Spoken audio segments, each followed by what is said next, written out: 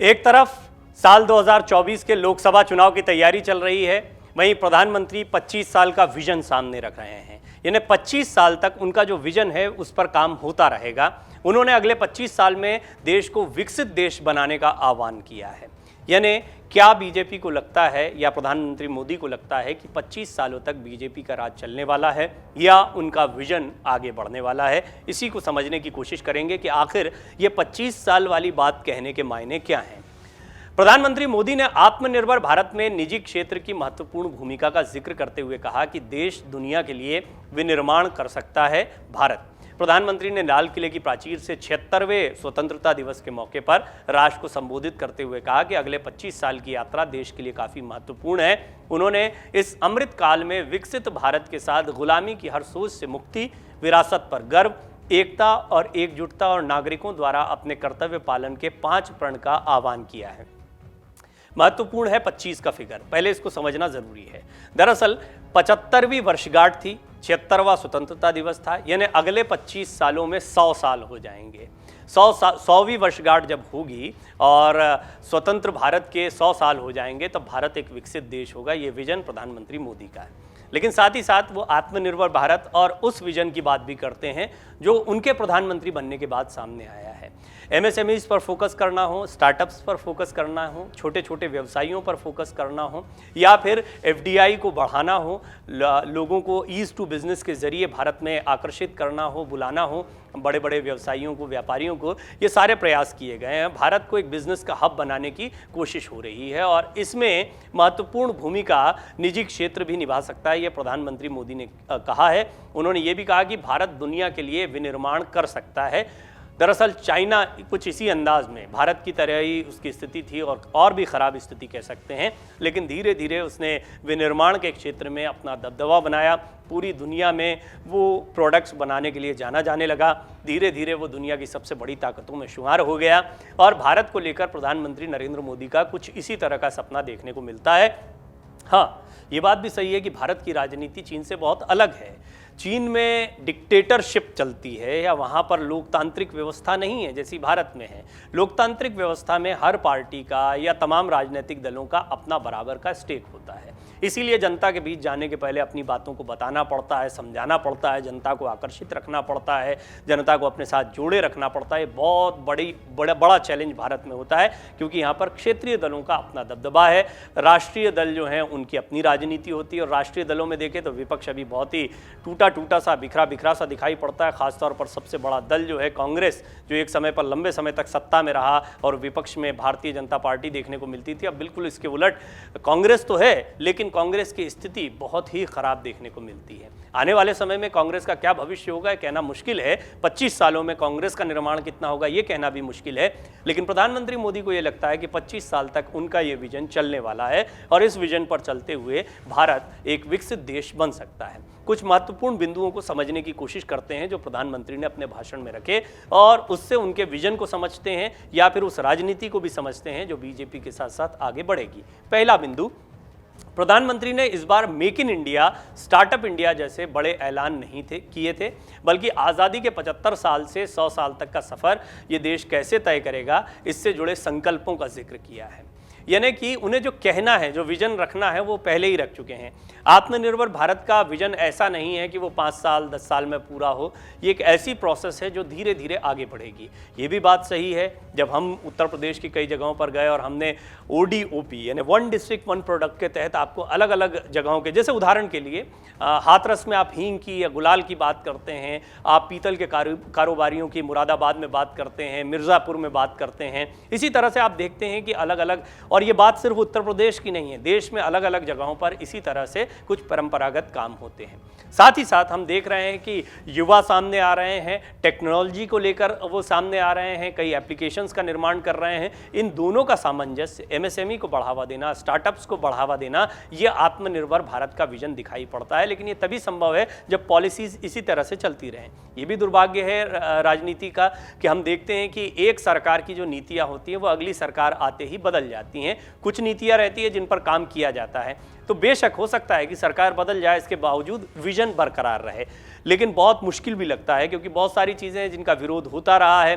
तो ऐसे में क्या ये विरोध बरकरार रहेगा या इस विजन को आगे बढ़ाया जाएगा, या प्रधानमंत्री मोदी को ये लगता है कि अभी 25 साल तक तो उनकी ही पार्टी की सरकार रहनी है, उनके ही प्रधानमंत्री रहने हैं, या आने वाले समय में वो लंबे समय तक प्रधानमंत्री रहेंगे तो इस विजन को वो आगे बढ़ा पाएंगे। दूसरा महत्वपूर्ण बिंदु, प्रधानमंत्री मोदी के भाषण से साफ था कि देश जिन 2 शब्दों के सहारे अगले 25 साल का सफर तय कर सकता है वो है सामर्थ्य और संकल्प।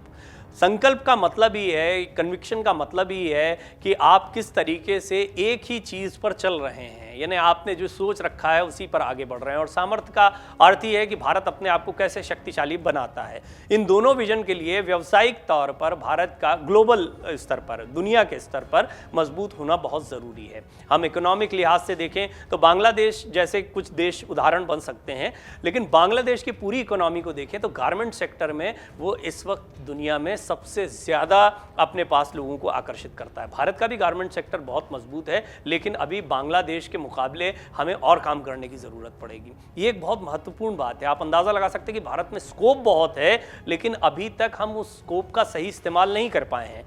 और प्रधानमंत्री सामर्थ्य और संकल्प के जरिए यही कहना चाह रहे हैं कि 25 साल तक इसी चीज़ को चलाना है, लेकिन ये विजन ऐसे ही चलना चाहिए जैसे चल रहा है। और इसके लिए बहुत ज़रूरी है कि राजनीतिक हालात भी ऐसे ही बने रहने चाहिए जैसे बने हुए हैं। तो क्या प्रधानमंत्री मोदी ये कहना चाह रहे हैं कि 25 सालों तक अभी स्थिति वही बनी रहेगी जो बनी हुई है?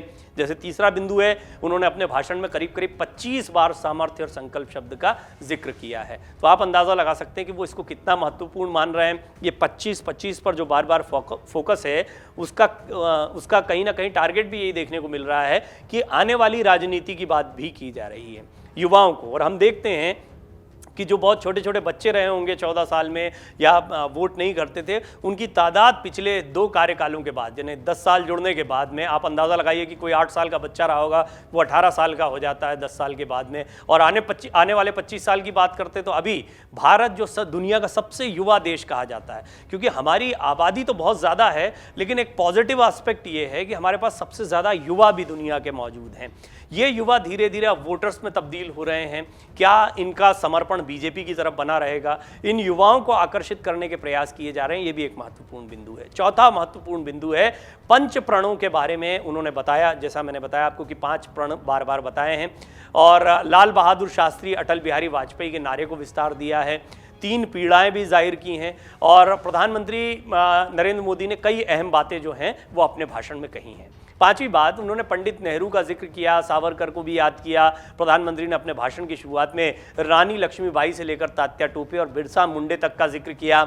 महात्मा गांधी का पुण्य स्मरण किया तो भगत सिंह, सुखदेव, राजगुरु और चंद्रशेखर आज़ाद जैसे क्रांतिकारियों का उल्लेख किया। हम देखते हैं जब बात क्रांतिकारियों की होती है, जब बात देश पर अपनी जान न्यौछावर करने वालों की होती है, तो वहाँ भी राजनीति हावी दिखाई देती है। अलग अलग चेहरों को पकड़कर अलग अलग लोग चलते हैं। प्रधानमंत्री मोदी कोशिश कर रहे हैं कि वो सभी चेहरों को एक जगह पर लेकर आएं। वो सावरकर का भी जिक्र करें, वो गांधी का भी जिक्र करें, वो भगत सिंह का भी जिक्र करें, वो चंद्रशेखर आज़ाद का भी जिक्र करें। उन्होंने पंडित जवाहरलाल नेहरू, सरदार पटेल, बाबा साहेब अम्बेडकर, लाल बहादुर शास्त्री के योगदान को याद किया तो वीर सावरकर और दीनदयाल उपाध्याय का नाम लेना भी नहीं भूले। उन्होंने स्वामी विवेकानंद से लेकर महर्षि अरविंद और गुरुदेव रविन्द्रनाथ टैगोर का भी जिक्र किया। ये जो चेहरे हैं, स्वामी विवेकानंद, महर्षि अरविंद या योगा डे की शुरुआत करना, ये एक बहुत महत्वपूर्ण विस्तार देखने को मिल रहा है, क्योंकि भारत की पहचान आध्यात्मिक देश के तौर पर रही है और प्रधानमंत्री मोदी इस ताकत को बरकरार रखना चाहते हैं। हिंदुत्व का एजेंडा राजनीति के लिहाज से हम सभी जानते हैं कि बीजेपी ने बहुत जमकर कैप्चर किया हुआ है। साथ ही साथ वो उन चेहरों को भी कैप्चर कर रही है जो सिर्फ राजनीतिक नहीं है, अध्यात्म से भी जुड़े हुए हैं।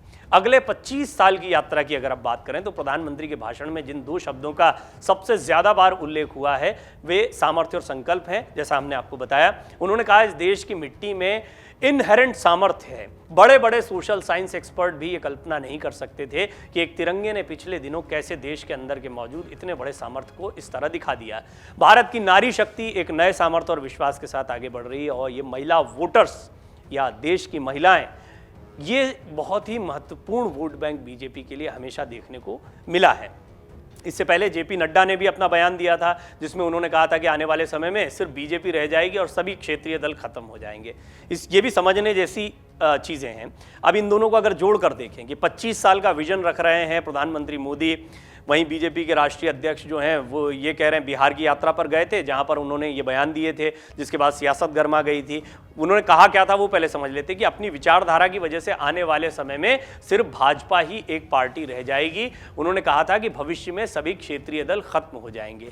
ये एक बहुत बड़ी बात थी जो बीजेपी प्रमुख जेपी नड्डा ने अपने भाषण के दौरान कही थी। उन्होंने इसके पीछे तर्क भी दिया था। जेपी नड्डा ने कहा था कि हम लोग अपनी विचारधारा पर चलते रहे तो सभी क्षेत्रीय पार्टियों का अस्तित्व समाप्त हो जाएगा। इसको लेकर बड़ी चर्चा हुई क्योंकि इसके इमीडिएट बाद जेपी नड्डा के बयान पर जेडीयू ने सधे शब्दों में कड़ी प्रतिक्रिया व्यक्त की थी, लेकिन इसके बाद तो जेडीयू ने साथ ही छोड़ दिया कि बीजेपी जिसके साथ जाती है उस पार्टी को खत्म कर देती है। वहीं राष्ट्रीय अध्यक्ष कह रहे हैं कि सभी क्षेत्रीय दल खत्म हो जाएंगे, तो इससे डर और बढ़ जाता है जो क्षेत्रीय दल साथ में। बीजेपी का विजन समझने जैसा है। प्रधानमंत्री मोदी विकास की बात करते हैं, देश को विकसित देश बनाने की बात कहते हैं। जेपी नड्डा कहते हैं सभी क्षेत्रीय दल खत्म हो जाएंगे। कुल मिलाकर ऐसा लगता है इन दोनों चीज़ों को मिलाकर देखा जाए तो आने वाले 25 सालों में बीजेपी बरकरार रहेगी। प्रधानमंत्री के भाषण से यही परिलक्षित हो रहा है, यही दिखाई पड़ रहा है। और प्रधानमंत्री नरेंद्र मोदी कहीं ना कहीं, वो खुद कितने समय तक प्रधानमंत्री रहते हैं ये महत्व की बात नहीं है, बीजेपी का शासन कब तक चलता है, ये विचारधारा कब तक चलती है, वो जो मिशन बना रहे हैं, जो विजन बना रहे हैं, वो कब तक चलता है, इसको महत्वपूर्ण मानते हैं। जैसा कि आप समझ सकते हैं, वो बार बार अटल बिहारी वाजपेयी की बातों का जिक्र करते हैं, उनको याद करते हैं। तो कुल मिलाकर अटल बिहारी वाजपेयी एक ऐसा चेहरा रहे हैं जो बीजेपी की राजनीति के सबसे महत्वपूर्ण चेहरे माने जाते हैं, और प्रधानमंत्री मोदी जो हैं वो चेहरा बन गए हैं, बनते जा रहे हैं, जिसको आने वाले समय के जो नेता हैं बीजेपी के वो आगे बढ़ाएंगे। कुल मिलाकर आज प्रधानमंत्री मोदी के भाषण में 25 साल के बहुत मायने हैं। वो ये संदेश देना चाहते हैं कि 25 सालों तक बीजेपी राज करने वाली है, या कम से कम उनका विजन आगे बढ़ने वाला है। डाउनलोड करें अमर उजाला ऐप और पाएं खबरें लगातार। अगर आप ये वीडियो YouTube पर देख रहे हैं तो हमारे चैनल को सब्सक्राइब करें और बेल आइकन को दबाना ना भूलें। अगर आप Facebook पर ये वीडियो देख रहे हैं तो हमारे पेज को लाइक करें।